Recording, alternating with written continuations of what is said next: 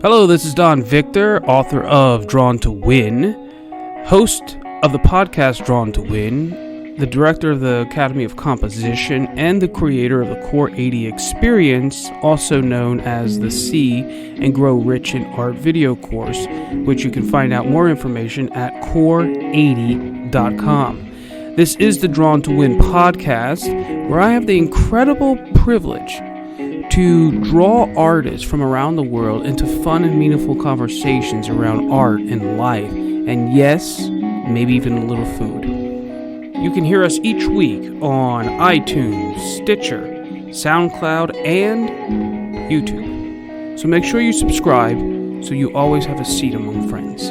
Let's get into the show. Louis, you were asking, because you saw that I was from Newark. I was born in Newark, and Newark does have a huge Portuguese population. But I don't know any family connection in Portugal at this time. I know my family comes from Galicia, Spain, Yes, Spain, right next door, and I know in Portugal there was a king. Well, he was a prince, and then I guess he became king. Is it Pablo and Ines? Sorry? Is it Pablo and Ines? Ines. Ines. I can't remember the name of the king right now. But yeah, we were dominated by Spain through an entire dynasty. We had like 3 Spanish kings, I think. Yeah. There was this story about Ines de Castro, who came from Galicia, which is my family's name is Castros, and we come from Galicia.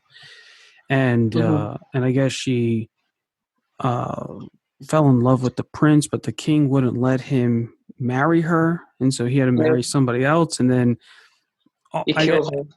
Yeah, the king kills her, right? And I guess, and because I guess the prince and her brothers were going to overthrow the Portuguese, which makes a lot of sense from my family's history, because in Puerto Rico, ultimately, the Castros went to Venezuela, and then there was this revolution that happened, and so my great great grandfather, I guess it was Francisco de Castro, went to Puerto Rico, and I'll tell you a really cool story. It'll take a minute here. Yeah, sure. He goes to Puerto Rico because they put a bounty on his head because he was an admiral in the Royal Navy. And so when he first gets to Venezuela, he meets this noblewoman. They get married, they have kids, and then the revolution breaks out, and they put a bounty on his head. And so he flees for his life to Puerto Rico, which is like very, very close to Venezuela. And so he gets there, he sets up, and then he sends word for his wife and his 2 daughters to come back to come to Puerto Rico.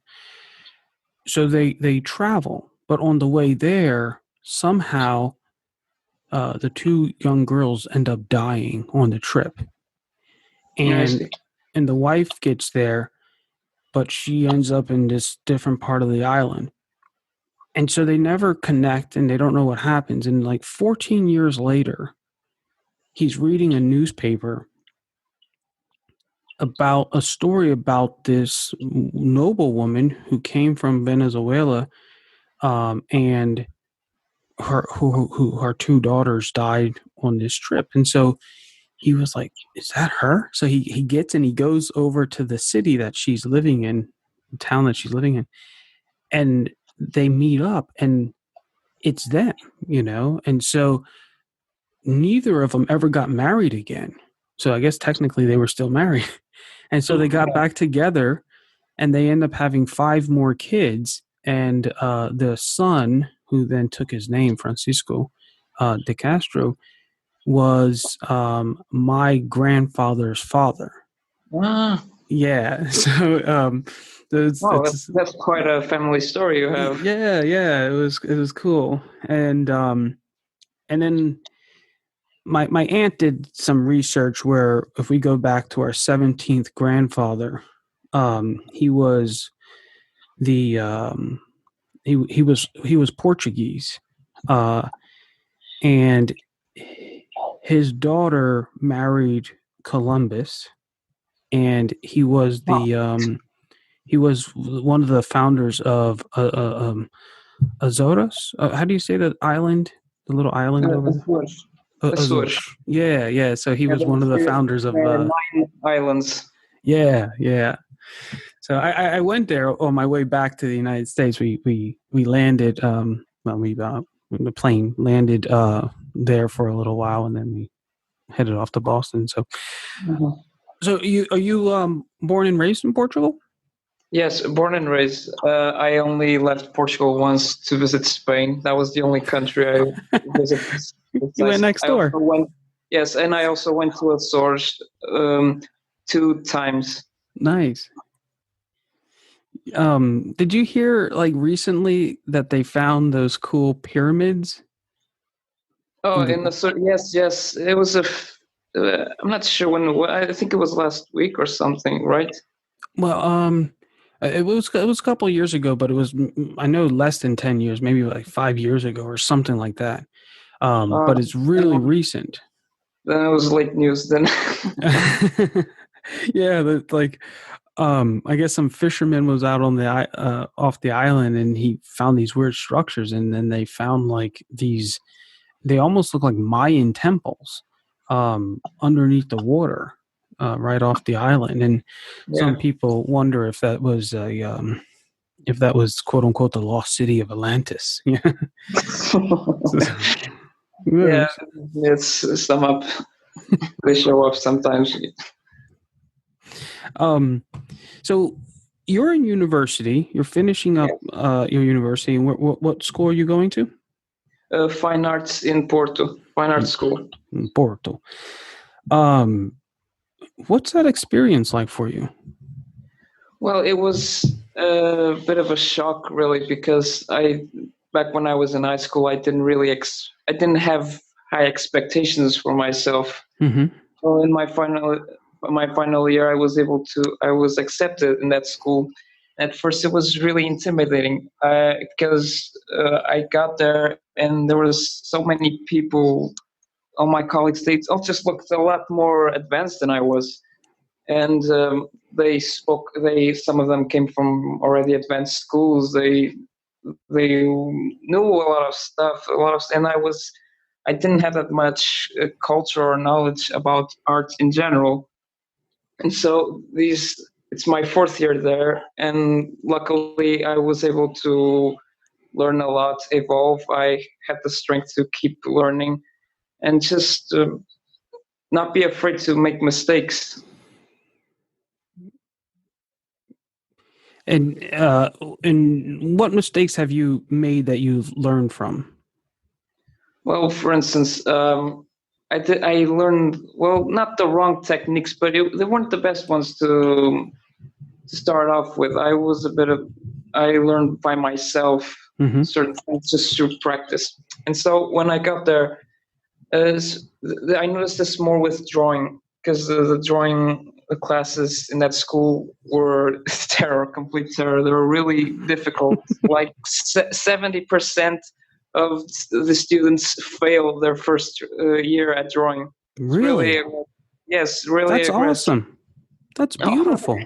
Yes, in a way it is, because it really forces you to reach to a certain level. To get to the second year, you really need to have a lot of knowledge. You got to actually do the work and learn how to do it.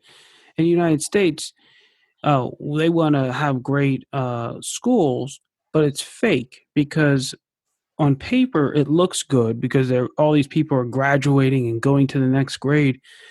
But the problem is they're actually not learning the information That because sometimes happens here also. It really depends on the professor that you choose. Some true. professors really are, especially the older ones, maintain that academy traditions, that Mm-hmm. really intense learning. And so if you're like me, you're lucky to have a really great professor, a really great drawing professor. You can really improve a lot. And I actually failed my first year in drawing. Good. You know, we used to sometimes in the winter we used to go outside, Mm-hmm. visit known locations in Porto, and we just drew in the morning with our asses on the street, literally on the ground, sitting down, Mm-hmm. In the cold. drawing. Yeah, and in the cold, like, and then okay, for the next 3 hours, you have to do 30 drawings of the train station with all Mm. that ancient architecture and all that visual information. It was really, really confusing at first. And that's because we were still learning the basis of it all. And Mm-hmm. the interesting part about drawing there is when we start something, we always have to think like this: we are making mistakes, and Mm-hmm. the name of the game is constantly correct. You draw first the general idea. You have a lot of stuff you have to draw, so you do the general thing, like try to solve it in about 10 minutes, and then for the rest of the time you constantly look at your drawing and the subject you're drawing, Mm-hmm. and always correct it, always check it out before you advance to doing certain details and that kind of stuff. Nice. Nice. That's beautiful, man. And so now you're in your last year, and what's your hope? Like, where are you looking to become a fine artist? I'm looking to become an artist. Yes, my area of expertise there is painting. I do oil painting. Beautiful. And it was about last year where we start developing our own individual projects. We Mm-hmm. choose a subject and we work on it. We do paintings related to that subject. And to me, my concept that I came to develop throughout last year and this year, and I intend to continue after I finish school, is about political correctness. I'm sure you heard about it. Yes, I've heard of it. Um, and so what's your project on it? Yes, it's on, and sometimes I have a bit of difficulty in trying to express this because my personal style has a lot to do with realism and human figure. Mm-hmm. I'm very heavily influenced by that 19th century type of painting. Mm-hmm. You try to make reality, but you adjust it to painting. You don't just blindly show off technique or just draw heavily detailed stuff. You have to find a way to. There's a lot of preoccupation with composition, color, harmonies, all that kind of stuff. Mm-hmm. That's what I like about it, and it became really difficult to try and express what I feel about political correctness through painting. And actually, at first, I had really radical ways of showing it off because you know this this gave me interest because I'm usually a person that has a really twisted sense of humor, and being politically correct, that always made me angry. To me, it was censorship. It was like um, another radical form of censorship. Yeah. And so actually, and I'm in a European fine arts school, so yes, I see a lot of social justice warriors and people who show off that they're really politically correct and that kind of stuff. And so last year, I actually did a painting about radical feminism. Mm. I called it Feminazis. Nazis. Yeah, yeah, that was it was a really initial stage. I was a bit radical, and it wasn't against feminism. I mean, I'm a man and I defend women's rights. That's why I did that painting. I was trying Mm-hmm. to make a satire about radical feminism in the Mm-hmm. world. And there was even an exhibition there at the faculty that me and my colleagues organized, and people showed up there. They saw the title. Some friends of mine, they just laughed. They said, "Are you crazy? You're going to end up in the hospital if you do this here." You end up in the hospital. Well, yeah, man, you gotta be careful. Well, yeah, but now in this final year, I had to look deeper into it. Make a real investigation about it. Hmm.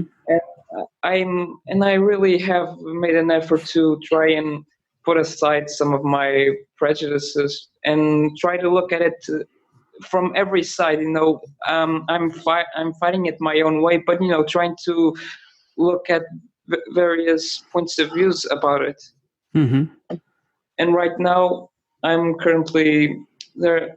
We're wrapping up the course. We're finishing everything, so we really have to start thinking about seriously about how we're going to start off as artists. And if I'm going to do these kinds of projects, then I really need to have a more mature way of looking at it.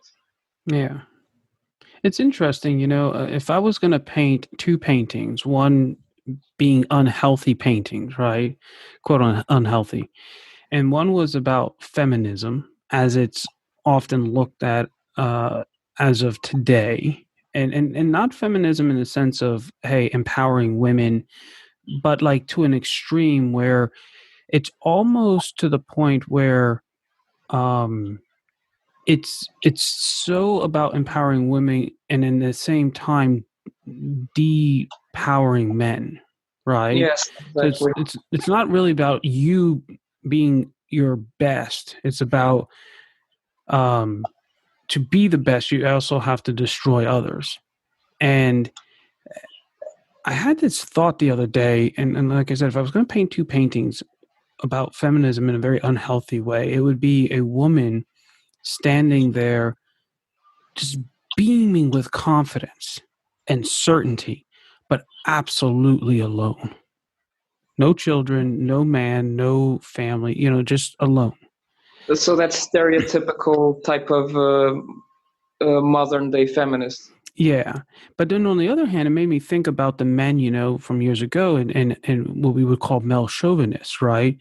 And then I Yeah. was thinking about, well, how would you paint the male chauvinist? And I realized you would have this man who says, I'm so powerful and therefore, I'm going to take care of my women and my woman and my kids and my community. I'm going to be out there doing this and that.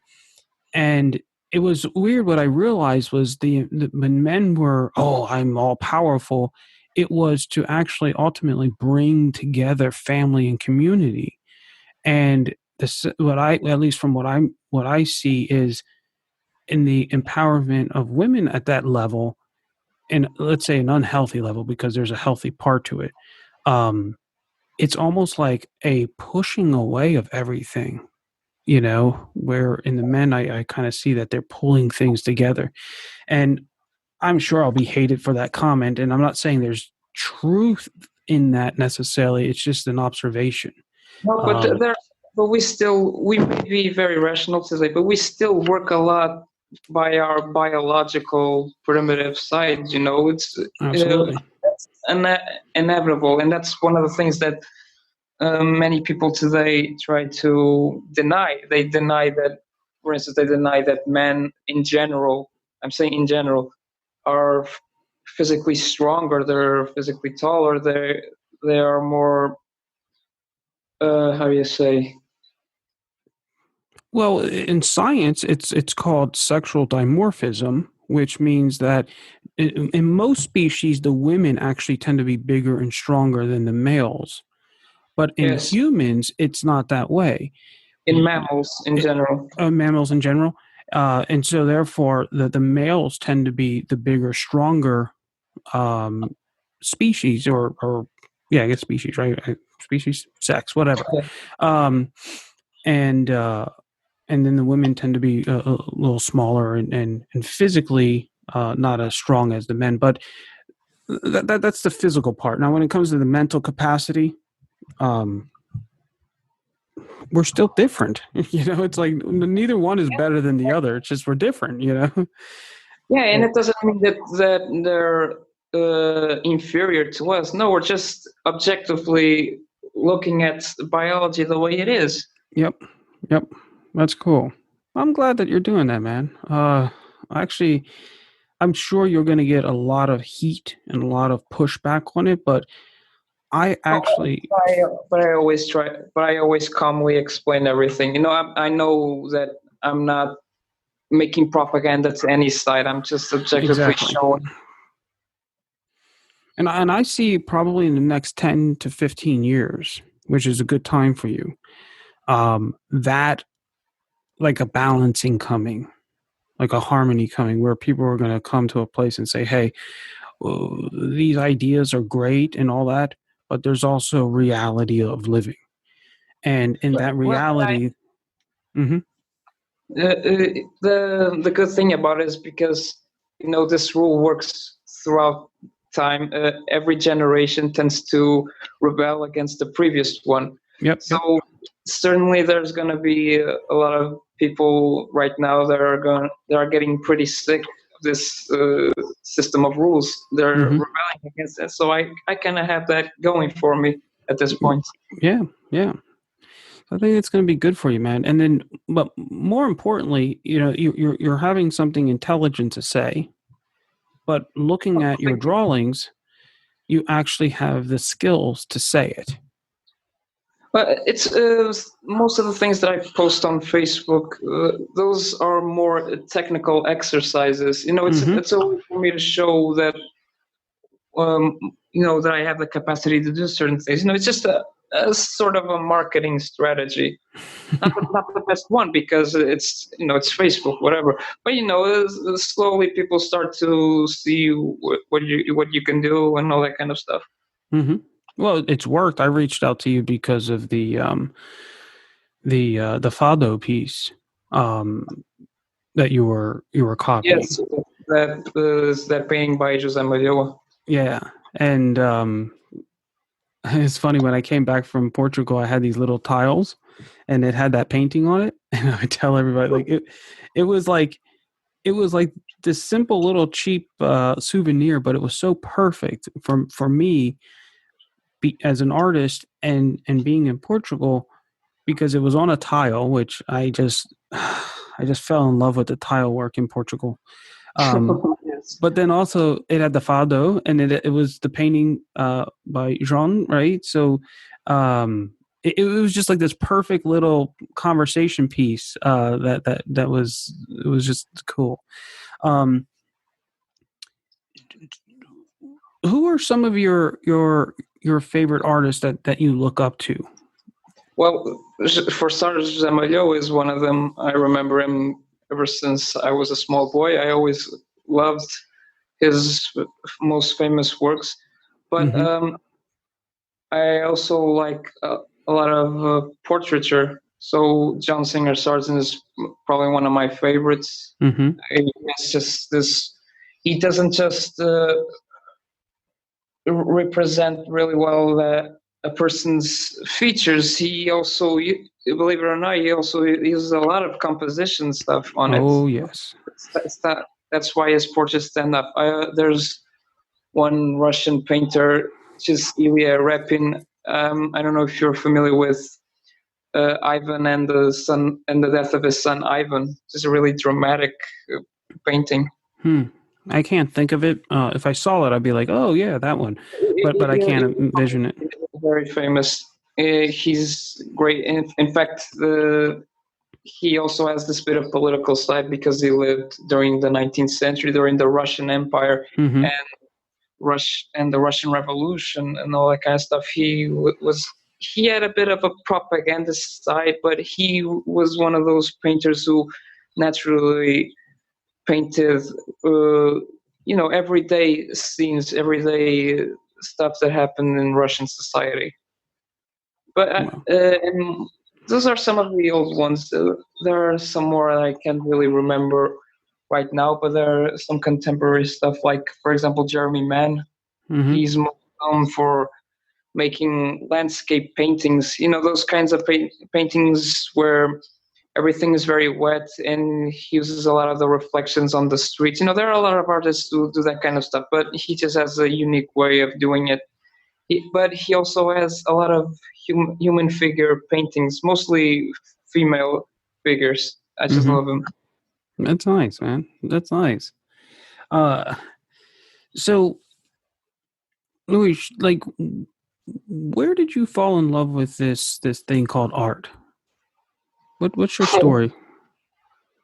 Well, it's nothing that complicated. Ever since as early as I can remember, I always loved drawing. Even my parents always tell everyone that all I did was draw when I was a kid. I had papers all around the house filled with small drawings. I was always doing it, but it wasn't until I was about 13 years old, which was Mm, when I decided that I really wanted to, seek that as a profession. And mm, that's when I started to draw, but with the intention of improving myself, of really doing it seriously. mm-hmm. That's awesome. I have a philosophy where um, if you go back and you ask someone when they're around between the ages of maybe, I usually say about 12 to 15, um, where you're too old to be considered a kid, but too young to be an adult. And so you're Yes, kind of like in this weird space where you're just trying to figure out who are you, you know? And a lot of people that I know who are very successful in things, oftentimes it was around that age of 12, 13, 14 years old when they made that decision that this is who I am, and then yes, yes. they followed it through. And so the fact that you're saying, hey, that you made that decision when you were 13 makes total sense to me, and gives me a lot of encouragement to be able to see that you're going to be a player in the art field. Um, so a very serious contender at this game. And so that's cool, man. I anybody listening to this uh, interview, follow Luis, follow his career, follow his art, because he's just starting out. He's just finishing university. Um, but watch him, because I can tell that you have the intelligence to actually do something profound with your work. By looking at your Thank work, you have you the very much. skill to do it. Thank And you, thank you. and then to find out that you made a decision, the conscious decision, when you're 13 years old, tells me that you have the foresight to do it. I mean, so you're kind of like checking off these little boxes. I'm very impressed with you. And remind me, I have a gift for you. Okay, I felt it like I needed to give you something, like the first time, like almost as soon as you opened your mouth. I'm going to write a note here so I don't forget, but you remind me in case I forget. Let me write this down. Uh, I have a gift I want to give you at the end of this conversation. Oh, sure. Thank Uh, you. yeah. So we're okay. So let's pretend you're done with college. 5 to 10 years from now, where do you see yourself? Oh, I'm not really sure because I always been the kind of to slowly start moving up and see where everything takes me. Mm-hmm. But I would like to, on the side, sell portraits to people so that I can have so I can have money to finance my own personal projects. There's the portrait side Mm-hmm. to make a bit of money to sustain me, and then there's the project side, which is something different, something Mm. that has nothing to do with the other things. Nice, nice. That's sounds like a really good plan. Um, and so, do you see yourself over the next 5 to 10 years? Still, do you see yourself working as an artist, or still kind of like in a learning mode? Well, I just like to think that I will learn for the rest of my life. I mean, I can be an artist, but always learn a lot of stuff. You could be surprised where you can suddenly have inspiration from something so simple. So Mm-hmm. it's really uncertain. Okay, that's fair. That's fair. And um, yeah, that's fair. Uh, yeah, that makes sense. Um, so let me see here. So you're a painter. Um, And I'm assuming you're probably working in oils then? Yes, oil Okay, painting. nice. And have you been doing that for a couple years now, or is that something you just picked up in university? It was at university that I had my first contact with oil painting. It was the first time I tried it. At the beginning, it was very chaotic. It was very difficult because oil is a type of paint that is really easily gets muddy and filthy. So it takes a certain type of sensitivity to work with it. It's really Hmm. strange because a lot of paint has every pigment has their own properties. Some paints are more transparent, others are more dense.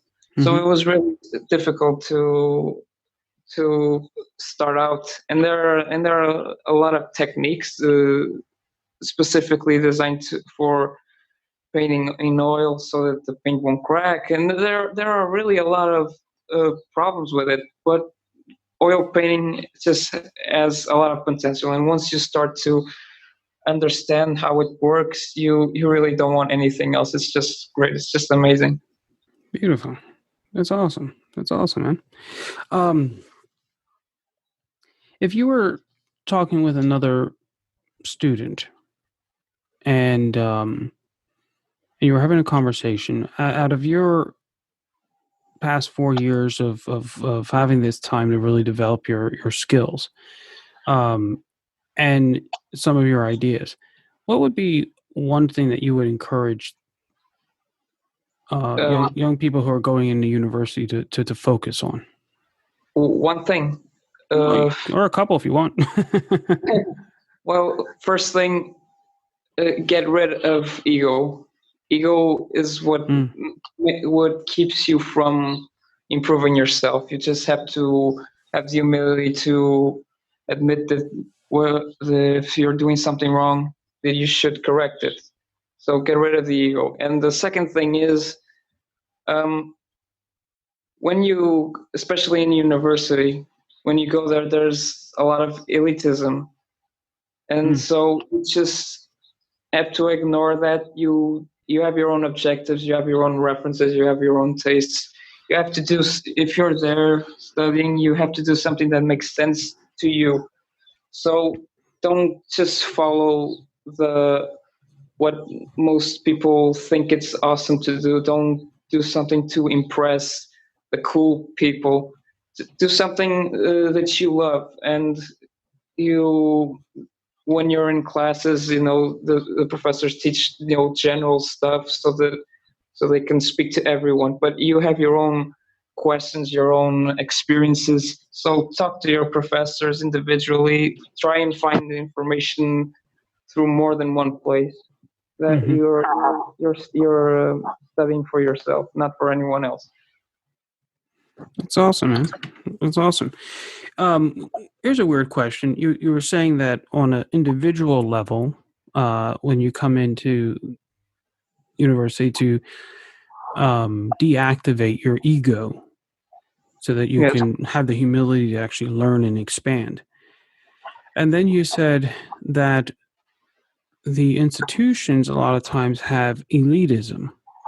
Would Yes. you would you say that elitism is is the ego of the institution? Do you see them Uh, kind of like the same way? yes. Definitely. Awesome. Yeah, because I never thought about it that way until you said that, and I'm like, wait a second. It sounds like you're saying the same exact thing, but one's personal, where one's more, a corporation Yes. of people. That's interesting. Um, that's really good advice, man. Because in the end, it really that might be the best advice to give anyone is to get their ego out of the way. Um, that's incredible, man. That's incredible. Thank you. Um,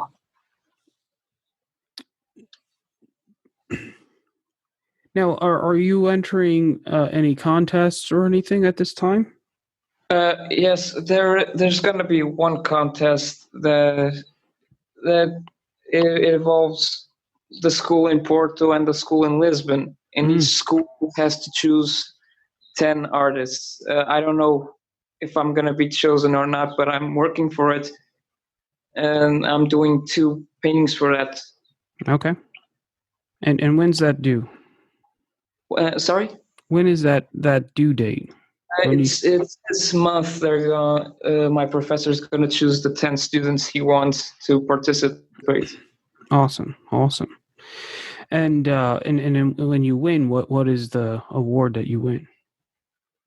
I'm not sure that I'm gonna win because these types of contests, they tend to. I'm not saying that that's what's going to happen, but sometimes what matters the most in contests is the curriculum that a person has. Okay. But I digress. The award runs to about 1,500 euros, I think. Oh, okay. There's a little bit of money there. That's cool. And they have an exhibition in a casino. Uh-huh. So it's a good opportunity. I really hope that he picks me. Nice. Very, very cool. Is this your first contest that you've entered in, or have you entered in other ones? Now this is my first time. Very nice. Contests are pretty fun. I don't know what the other students are like. I haven't seen their work, but I've seen your work, and or at least your exercises. So I haven't seen the paintings that you're going to be submitting. Well, I could send you personally if you want. I can send you pictures. Yeah, I'd love to see them, man. If you're open, I'll give you a critique on them. Sure, go ahead. You know, because there's usually if you want to send them over, I'll take a look at them and I'll give you my feedback on them. I have this interesting little scoring system that I've created. I actually wrote a book on it, on scoring a work of art and how to actually critique them and analyze them. Yes. And so that might be pretty beneficial. So I think the conversation, I'm going to probably cut it a little short here, but I definitely over the time would love for you to come back on it and talk again. Thank you. I'd be glad. Because I'm really impressed by you, man. I mean, you have there's not much to talk about in terms of art outside of philosophies and things like that, because you don't have a body of work that's there, and you're just starting out, which is totally cool. And that's why I wanted to bring you on, because I talked to some artists that are painting for 30, 40 years, and it's interesting. I see a lot of promise in you. I also see a lot of promise in Portugal itself. Like when I was there, I actually, how do I say this? Like, when it comes to art, I'm pretty much of I can become a dick, like, because it's just like there's a standard to things, and I'm just tired of so much bullshit that's being put out there, and the lack of ability to see and design and compose things. And when I got to Portugal, I was impressed. I met a lot of artists, and constantly there was this ability to actually design and order artwork in a way that I was just impressed over and over and over again. And then the intelligence of what people are trying to say behind it was at a high capacity as well. And that was one of the reasons why I actually fell in love with the country, was just I was just impressed by that. And so the way I felt about the country is exactly the way I feel about you. Like I'm impressed by you, man. I'm very impressed by you. Thank you very much. You're being extremely nice to me. Thank you. And I'm being genuine in that. There's no like, hey, send me a check to this number. um, but so yeah. So this is my gift I want to give you, and then I want to ask you one more question afterwards, and we'll talk a little bit about that. I created a course. It's called the Core 80. Okay, and what it does is, we're for a couple for years I've been training artists on how to compose artwork. Composition. Yeah, it's the king. Without composition, there's representation. And so I teach my students how to design. We start with story, which is really the message, or what is it that you want to say, or what is it that you want people to actually feel in your work. Yes. And then I teach them how to actually design that experience. There are tricks and ways of designing, so you actually are. It's almost like a computer where you're tapping in emotions and things into people's psyche, and they're experiencing it. And then we call it the math, but then there's the math of actually pulling and bringing order to a work that the mind actually can. It's looking for certain ratios, certain like the golden ratio, for example. Absolutely. And there's a whole there's a bunch of other ratios, like a square ratio and things like that. We have a class about composition. We had a very fast approach to classic proportions and classic analysis. You know, I do a lecture called Design and Story, the link between design and story, and I got to do it twice in Portugal. I did it once in Lisbon, and then I did it once in Tamar. And where was the last one? In Tamar. Yes. Polytech, I guess it is. Give me 1 second. I got a cough here real quick. Give me 1 second here. And that was really cool. And one of the exercises that I do when I do my lecture is I have everybody stand up. And sometimes I'll have them throw something on the floor or whatever. And I have them jump from where they are to that spot. And the reason why I do that is because I want to show people how fast the brain calculates things. And when you jump, let's say 3 feet, the brain has to know your body weight. It has to be able to somehow measure the wind resistance and gravity. It needs to know what muscles to trigger to actually launch you off the ground, and then different muscles to actually receive your descension back onto the ground. It needs to know how your body needs to like move, and the arms and the heads and all. I mean, it's so much science and physics and math that goes into jumping 3 feet. And yet you don't have to stop to think about it, and the brain just does it like super, super fast, right? Yes. And I always say, like, I'm a big guy, so like if I jump and then I have my 10-year-old daughter jump with the same amount of force or anything, she'd fly across a room, right? And the reason why I have them do that is because I want them to know that the brain calculates math extremely fast. And so when it's looking at a painting or looking at any rectangle space, or if it sees a line, there are things that it will do super, super fast. And if you know what those are and you can actually give the brain that information through your painting, it will feel satisfied, like it ate a good meal. And it doesn't matter if it's an abstract painting or hyper-realist, like a hyper-representational. It just needs that math. Yes, that's true. Yeah, and sadly, most paintings, even if they're really well painted, the math is off, and so therefore it almost feels like a puzzle that's been put together, but it hasn't been locked into place yet. So Yeah. everything is intuitively right, but it hasn't been locked. The math hasn't locked it in. And Yes, there isn't that kind of dynamic that you see in classic paintings. exactly. And so that's what I train artists to do. So what I want to my gift to you. Now we're gonna have to make a deal on this, okay? And my deal is this. What I did is I created a course, and there's 15 lessons in that course.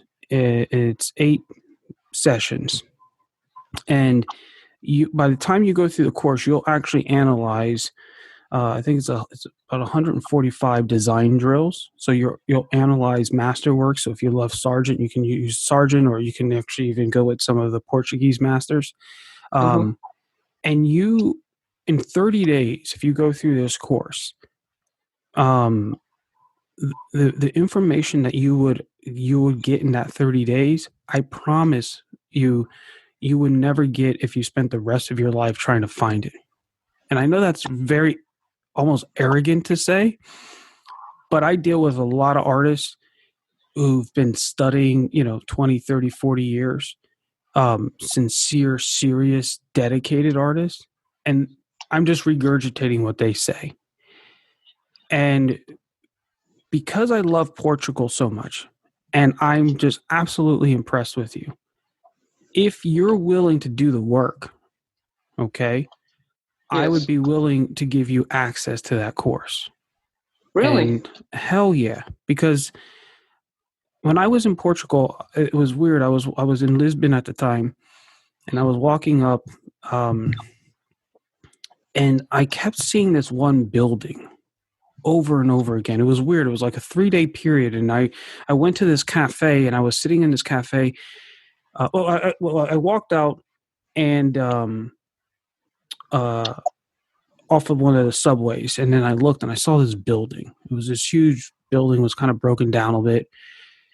And I was like, wow. And I saw my school there. And I just had this vision of like, if I could bring what I do somewhere in the world and actually physically plant it, it would be this little town that's near me called Lancaster, or it would be in Portugal, like right there. And I just saw like people coming from around the world to actually come and study composition in Lisbon. And so like the next day I went to this cafe, and I look out the window and I'm like, shit, like the building was there. It was like from a different angle, right?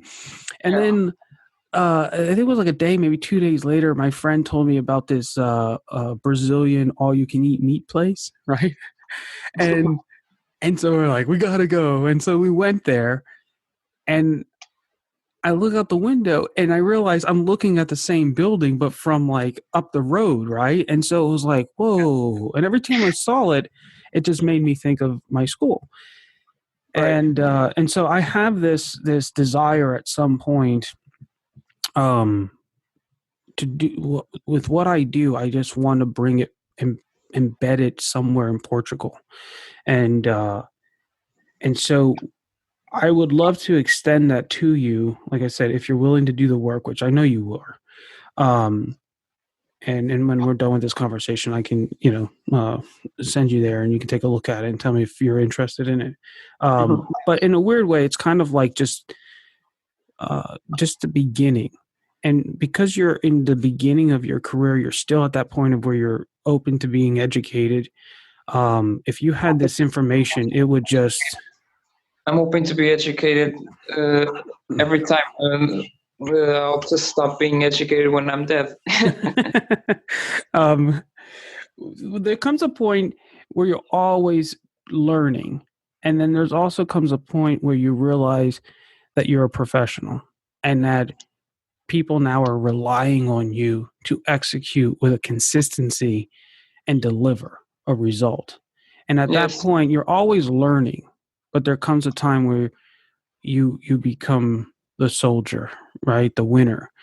And And so it's always good to learn, but there's also a point where it's not an ego thing. It's actually, But you recognize that you have yeah, a certain level of capacity. yeah. And that people want it and it's your function and you're just submitting to your function. But And it's really great that you're offering me this course, because one of the things that I tell my colleagues most of the times is always the composition thing, because I haven't had the opportunity to practice that much composition, and I think that this would really help my work. It's really what's missing in it. it's a sad thing. It's missing in most work. I'm not a great painter. And I'll be honest, like I'm not even great at drawing. I mean, I can defend myself. I'm not, a beginner at this, um, but about 25 years ago, I knew that composition and design was what my life was going to be part of my legacy, was going to be the big part of my legacy. And so I made a conscious decision for the sake of art that was where I was going to put my time. And so I spent 25 years really studying it, getting deep into it, and more importantly, trying to figure out how to teach it, you know? Yes, And so I can stand among a whole bunch of artists, and if we were competing against painting or drawing, they would kick my ass. Competing against design, storytelling, and composition, I that's different. I become an assassin, right? Like, No, and not because there are a lot of academies that they teach realism techniques, but that's all they teach. They just teach technique. They don't really have that much emphasis on composition. yeah, and one of the reasons they do that is because many artists they look at the masters and they say, "Man, what do those masters have that we don't?" Right? And so they looked at the movement that came before and they see this expressive abstraction that was just a lot of BS. There were some great ideas behind it, but very poor execution. And honestly, it was just a lot of nonsense. And Yes, and the problem is they didn't realize that it was design and composition that's actually the key to making art great. And so they went this total other direction that said, oh no, we have to become like this hyper representational realist. We have to paint just like they did in the 1600s. And and so in my opinion, sadly, they're extremely skilled, but they're no different than the abstract artist because yes, they're just extremes. And and their styles, but it's really, can you compose? And when you can compose, you can then have the freedom. And like one of my students, she's hyper realism, but when I taught her how to compose, this abstraction part of her just blossomed, right? And so she does both. She does these incredible, beautiful designs that are very representational and high realism, of lakes and things. But on the other side, she does these beautiful abstractions that have no subject, right? But they're incredibly well designed and they're just yes. gorgeous. And so she's tapped into that freedom of doing both. Um, so yeah, when we get off here, I will share that with you. Um, Thank you so much. Indeed, indeed. And then with that, you'll actually then get access to our community. So what you'll do is you'll go through them, you'll do the assignments, you'll post it, and then I'll give you feedback on them as you go through it. And I it, see. it, it won't require any drawing or painting from your end. Uh, it'll just, what I'm going to teach you is actually how to decode masterwork so that when you have that skill, Yes, you'll be able to read. Um, you'll go to the museums in Portugal and have a completely different experience. I hope so. Because let me tell you something interesting. There's that painting by Velázquez, Mm-hmm. Las Meninas. Uh, that painting is very famous. And a few months ago, I was just like, I don't get it. I never thought that painting was nothing special. And so I went online and I searched. There was an analysis on Velasquez's composition, Hmm. and I saw it, and I was just blown away. I had no idea how much there was in that composition, all the crazy geometrical stuff, all Mm-hmm. the locations, all that stuff. It was mind blowing. It completely changed my opinion about it.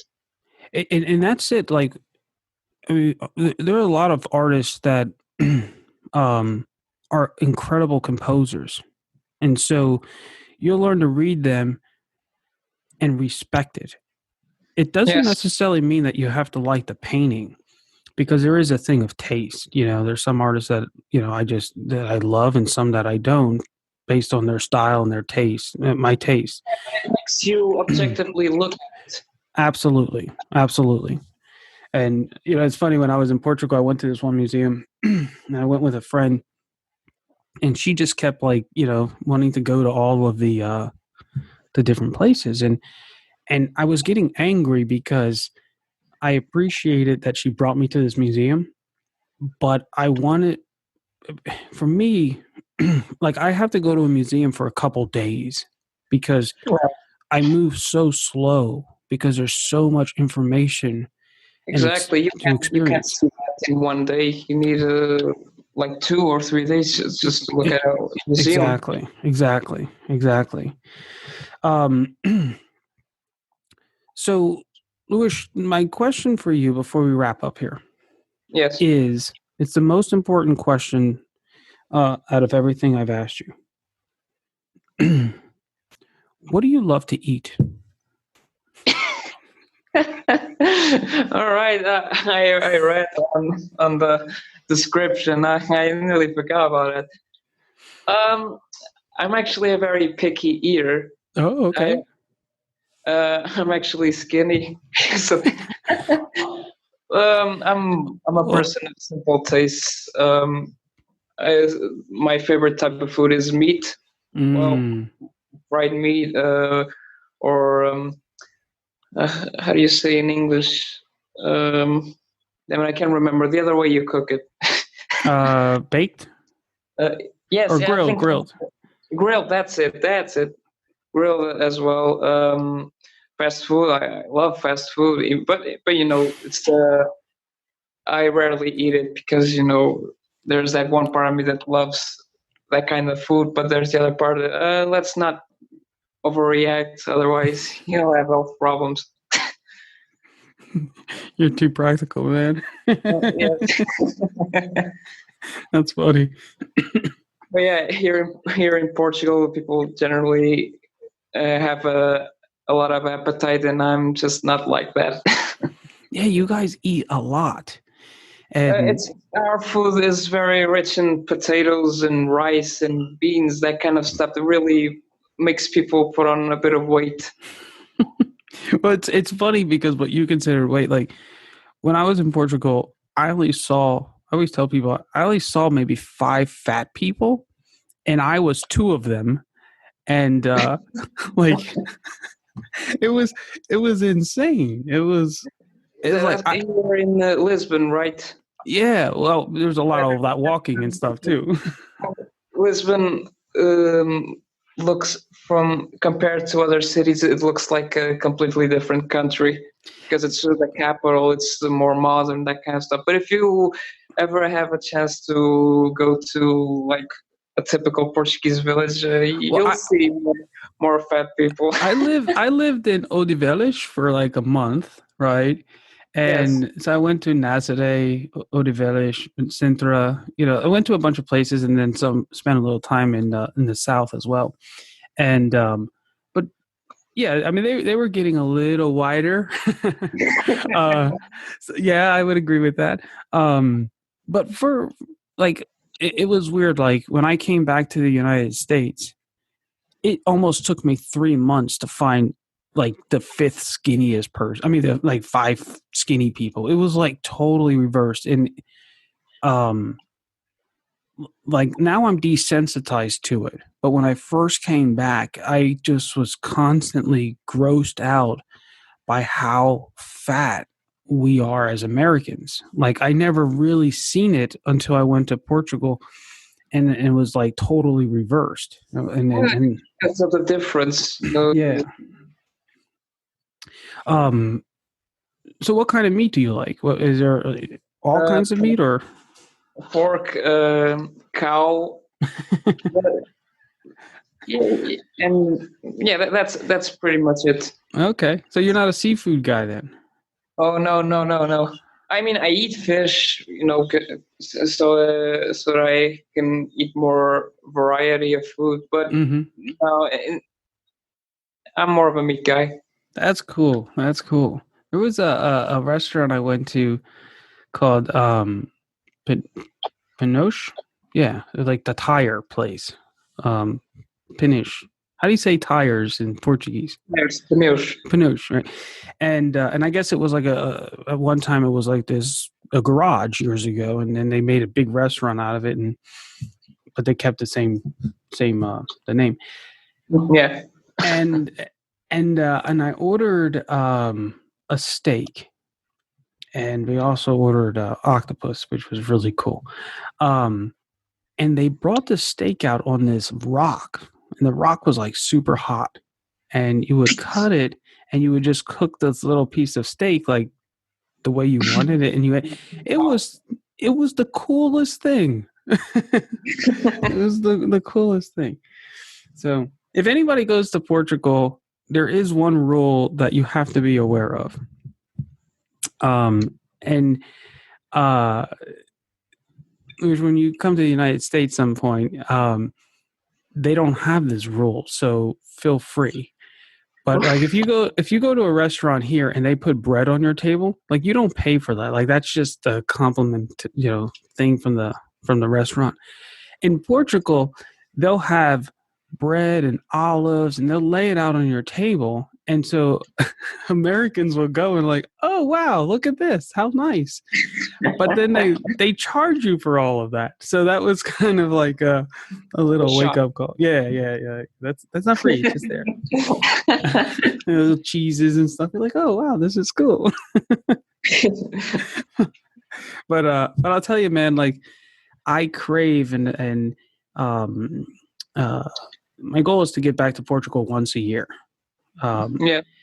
When my kids are old enough and they're out on their own, I'll probably come back and move like permanently there. But I used to love every morning getting my little espresso and the pastanata, right? Yeah, pastanata. Oh God, I miss it so much. You don't have that in America? No, we don't have. We have a thing like flan or whatever, like, but we don't have like custard type of things like that. Very much. And I'm already used to it. I hardly eat it. I had it every day. It was beautiful. But all right, man. Well, I'm gonna end this call, and sure. if you stay on, then we'll talk a little bit, and I'll get you a link and everything so you can check out the course, and I can go ahead and get you set up on that. In just 30 days, the Core 80 experience teaches you to decode the intentional design underneath great masterpieces. Through video lessons, assignments, and feedback, you learn to recognize the underlining structures like thrust maps, echoes, and gamuts that give master compositions substance and gravitas.